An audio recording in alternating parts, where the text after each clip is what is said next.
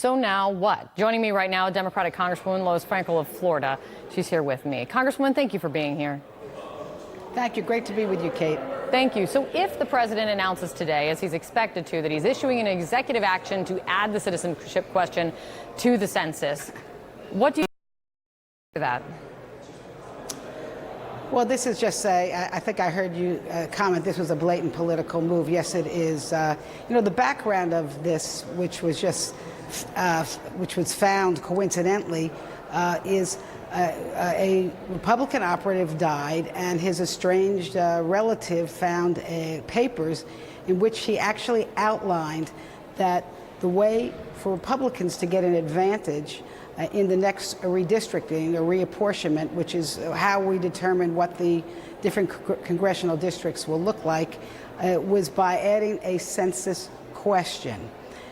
So it's obviously a political move that the president just will not take no for an answer. Let me ask you about the ICE raids that we are learning about.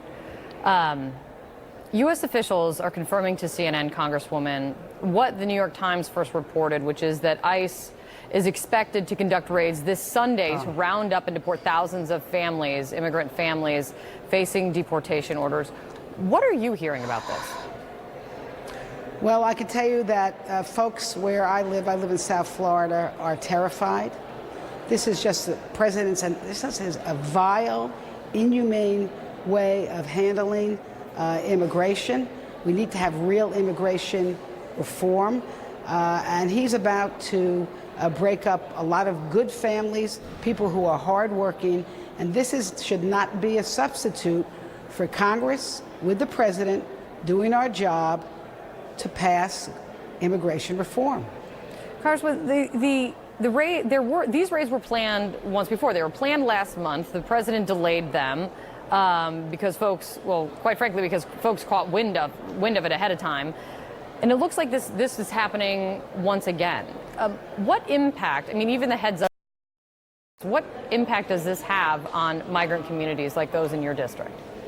Well, for example, not sending, the summer's out, but if it was a school year, we'd be not sending children to school. It might be not even going to the grocery store. It means people who are working may have to just be hiding out. It's going to be a lot of people going underground, and that has a ripple effect. It will have a ripple effect on our economy and people's businesses.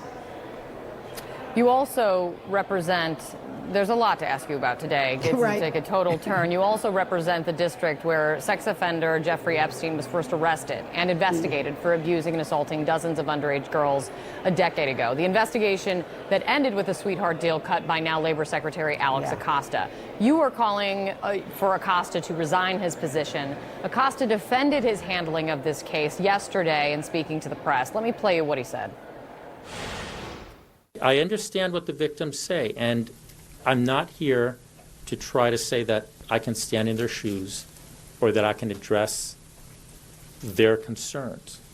I'm here to say we did what we did because we wanted to see Epstein go to jail. He needed to go to jail. The case that he made throughout that press availability is that they did the best that they could at the time. What's your reaction to that?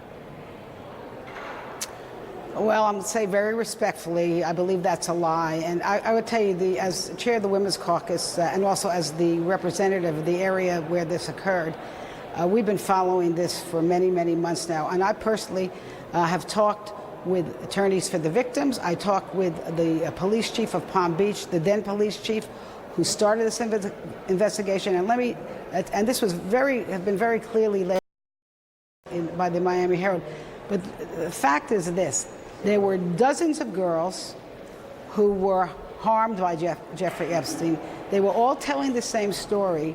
The police had his own diary that confirmed the dates of many of these the so-called massages. And there were staff that witnessed this that could have been subpoenaed, given immunity to testify against him. So for Mr. Acosta to say that there was not enough evidence or that there's something new, I don't think that is truthful. The fact of the matter, this seems to, it's sort of a mystery to me. It seems, though, to be a case where power and wealth overwhelm the justice system. And we really need to get to the bottom of, in the end, why was this deal made? You think that there's something out there that we don't yet know of why this deal is made? That's what you think? Yes, and I will tell you this. What else I gleaned was there was a lot of witness intimidation. There was an intimidation of prosecutors. There were law enforcement working on this, or actually themselves were surveilled. A lot of crazy things going on. And we're going to get to the bottom of this. First, of course, the criminal case has to play out. But I feel pretty good that our oversight committee here will take action once that is over, be able to subpoena some of these outside witnesses and get the truth. Congresswoman, thank you for being here.